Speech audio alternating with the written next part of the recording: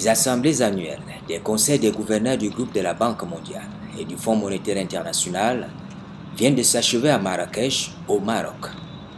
Un grand retour de ces assises en Afrique après la tenue pour la première fois à Nairobi au Kenya en 1973. Malgré le séisme particulièrement dévastateur qui a frappé le Maroc, la Banque mondiale et le FMI ont maintenu le grand rendez-vous annuel de la finance internationale sur le continent africain et la région MENA, tout en adaptant l'événement à la circonstance. Vous offrez une leçon de solidarité. Vous amplifiez aussi la voix du continent. Et je peux vous dire que dans mon fort intérieur, je pense qu'un 21e siècle prospère n'est possible qu'avec une Afrique prospère.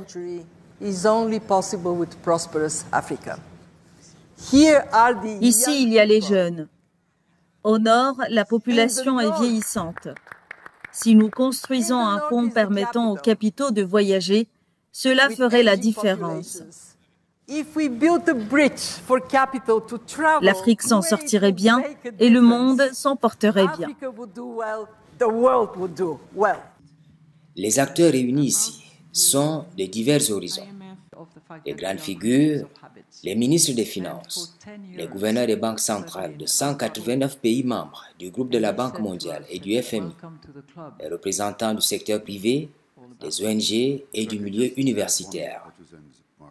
Tous se sont retrouvés autour des dossiers mondiaux, notamment la conjoncture économique mondiale, la lutte contre la pauvreté, le développement économique et l'efficacité de l'aide. Dans sa posture, le Cameroun, sous programme jusqu'au milieu de l'année 2024, a pris part à ces assises, convaincu de la bonne exécution du programme en cours parce qu'il y a eu 5 revues, toutes déclarées concluantes. Il faut rappeler que le Cameroun fait partie des États membres du FMI et de la Banque mondiale et lorsque ces deux institutions organisent des réunions comme celle-ci, il s'agit de ce qu'on appelle les assemblées annuelles. Il est normal que tous les pays membres y participent et c'est dans ce cadre que le chef de l'État a bien voulu que le ministre de l'économie et moi-même participions à ces assemblées. En tant que pays membre du FMI, nous avons une assistance normale, ce qu'on appelle souvent l'article 4, c'est-à-dire que vous soyez sous programme ou non, le FMI qui regarde un certain nombre de choses pour la stabilité financière mondiale vient dans votre pays, etc. Bon, mais plus particulièrement, le Cameroun, comme tous les autres États de la CEMAC d'ailleurs, est entré sous programme avec le FMI dans les années 2017. Je n'ai pas envie de revenir sur le détail de ces programmes, mais il faudrait peut-être rappeler, parce qu'on a tendance à l'oublier, que nos pays avaient atteint un niveau de crise qui était extrêmement fort, au point où on commençait à envisager une dévaluation du franc CFA. On a tendance à l'oublier. Et le président Biya, d'ailleurs, a appelé ses frères, les autres chefs d'État d'Afrique centrale. Ils se sont rendus à Yaoundé, le FMI était présent, etc., etc. Et il a été décidé à ce moment-là que les États de la CEMAC devaient tous conclure un programme avec le FMI. 2 étaient déjà sous programme, la RC et le Tchad, mais il a été demandé que les autres concluent également ce programme. Et depuis ce temps, les choses se sont quand même améliorées. Hein. On parle de moins en moins de la dévaluation du franc CFA, ce qui est déjà un résultat somme toute appréciable. Maintenant, il y a d'autres problèmes qui se posent, la consolidation budgétaire, réduire les déficits, parce qu'il faut le comprendre, plus vous avez un déficit extrêmement fort, plus vous avez tendance à vous endetter pour combler les déficits. Donc, un pays comme le Cameroun a beaucoup évolué sur ce plan-là, parce qu'on est parti d'un déficit d'à peu près 5% du PIB à un chiffre qui oscille maintenant autour de 0,9%. Donc si je ne prends que ce cas-là, ça veut dire qu'il y a un certain nombre d'efforts qui ont été faits. L'événement a donné lieu à une série de conférences, des sessions consacrées à l'économie mondiale, au développement international et au système financier. Il y a eu également des séances d'information régionales, à l'exemple de la réunion bilatérale avec Abebe Emero Selassie, directeur du département Afrique du FMI. En gros, il a été question de faire le point de la coopération entre le Cameroun et cette institution internationale.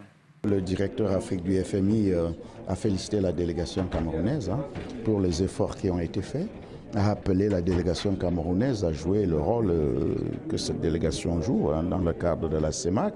Parce que voyez-vous, si le programme économique du Cameroun ne réussit pas, il ne faut pas s'attendre à ce que le programme économique de la CEMAC réussisse. Le Cameroun à lui tout seul, c'est 50 ou un peu plus % du PIB de la sous-région. Bon, on a surtout essayé de voir ce qui pourrait apparaître pour certains comme la quadrature du cercle, c'est-à-dire que vous avez des dépenses sécuritaires financées, parce que nous avons encore cette crise sociopolitique que vous connaissez qui entraîne beaucoup de dépenses sécuritaires. Au même moment, on vous demande de ne pas accroître votre dette, mais vous savez aussi que le prix du pétrole est encore en train de repartir vers la hausse, et s'il repart vers la hausse, ça veut peut-être dire que si on n'augmente pas les prix à la pompe, il faudra encore payer des sommes extrêmement importantes pour ce que nous appelons le soutien, c'est-à-dire les subventions que nous payons pour que le prix à la pompe n'augmente pas. Ça veut dire qu'on a encore besoin de pas mal de ressources. La crise sécuritaire est là, je l'ai dit. Le soutien à la pompe est là. Bon, il y a d'autres dépenses, je vais pas revenir sur ça ici.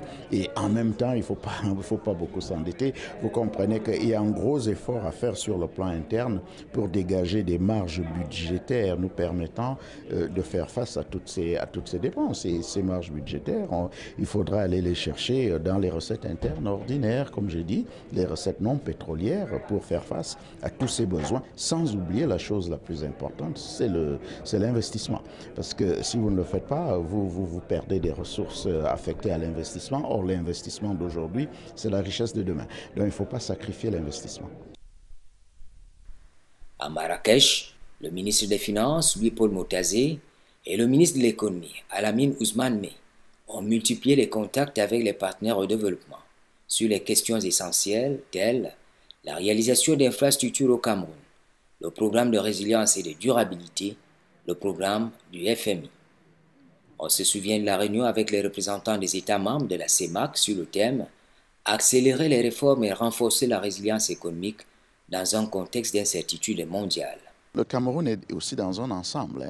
Ça s'appelle la CEMAC. Et d'ailleurs, avant cette réunion, nous avons eu une réunion, toujours avec le FMI, mais maintenant avec toute la CEMAC. Et il apparaît clairement que les efforts qui sont faits par le Cameroun devraient l'être aussi par les autres États. Et qu'en tout état de cause, si le Cameroun arrête ses efforts, ça risque de plomber le programme et la situation de toute la sous-région. Maintenant, ça doit être quoi, ces efforts que le Cameroun doit continuer de faire, essentiellement la discipline. Mais comme les conditions sont extrêmement difficiles, le prix du pétrole est en train d'augmenter. Avec, quand je dis le prix du pétrole, avec le fait que peut-être les subventions au prix du carburant doivent aussi augmenter. Et si ces subventions augmentent, avec quoi on va le payer si on ne peut pas s'endetter, ou alors si on doit s'endetter moins, peut-être avec un relèvement de ce qu'on appelle les recettes internes ordinaires, c'est-à-dire les impôts. Et là, un gros travail est en train de se faire. Nous avons été félicités pour cela parce que malgré la conjoncture, les recettes fiscales augmentent, les recettes douanières augmentent. Au niveau du gouvernement, nous travaillons de plus en plus vers ce qu'on appelle les recettes non fiscales qui ont un potentiel extrêmement important, pouvant les amener d'ailleurs pas loin du niveau des recettes douanières. Donc ça veut dire qu'un gros travail de discipline doit être fait. Je crois que tout ce qu'on a dit, ça tourne autour de ça. Parce que les marges budgétaires sont étroites, donc il faut mieux choisir au niveau des dépenses d'investissement, ne pas faire n'importe quoi, être extrêmement rigoureux dans le recouvrement des recettes pour que nous ayons cette marge budgétaire dans un pays qui, comme vous le savez, est confronté à des crises sécuritaires, c'est-à-dire que des crises qui sont des crises qui provoquent des dépenses dont on ne peut pas se passer, parce que s'il y a l'insécurité, alors rien ne peut se faire. Donc il faut financer les dépenses sécuritaires, il faut financer l'investissement. Lorsque j'ai dit cela, et lorsque j'ajoute les dépenses incompressibles comme les salaires, vous comprenez qu'un certain nombre de dépenses nous devrions apprendre à les mettre de côté. Voilà, on a essentiellement parlé de ça, c'est-à-dire jusque-là, le Cameroun s'est bien comporté, mais des... Il convient, au sortir de ces assemblées annuelles de la Banque mondiale et du FMI, d'indiquer que le Cameroun a des efforts à faire du point de vue de la discipline budgétaire, parce qu'il n'a pas beaucoup de marge en matière de dette. Il faut poursuivre la consolidation budgétaire, améliorer la part des recettes non pétrolières, la pression fiscale jugée faible. Et sur ce point, il faut élargir la base imposable pour engranger d'autres revenus. On le voit, les défis importants tournent autour de la lutte contre la pauvreté. On peut améliorer les indicateurs économiques, mais il faudrait qu'au niveau des ménages, on sente un léger mieux. Il faut ce que le président de la République appelle une croissance inclusive, sans toucher le secteur social, c'est-à-dire l'éducation et la santé, la formation professionnelle, les filets sociaux, le genre. Le Royaume du Maroc a été officiellement désigné en 2018 comme pays hôte des assemblées annuelles du groupe de la Banque mondiale et du Fonds monétaire international. Une désignation à forte charge symbolique, venue conforter le positionnement du Maroc sur le continent africain, un continent qui fait face aujourd'hui à de nombreux défis économiques, tels le financement des projets de développement, la crise de la dette ou le réchauffement climatique.